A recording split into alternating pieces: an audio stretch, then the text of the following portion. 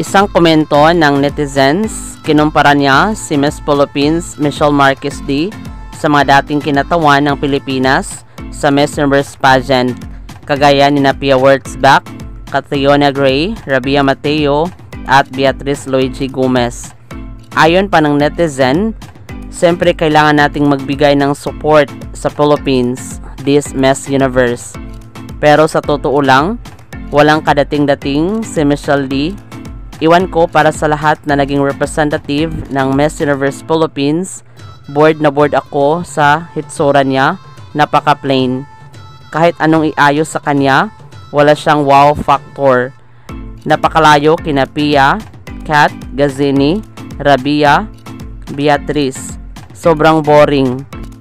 Ang maganda daw ngayong batch ay sina South Africa, Dominican Republic, Mexico at India.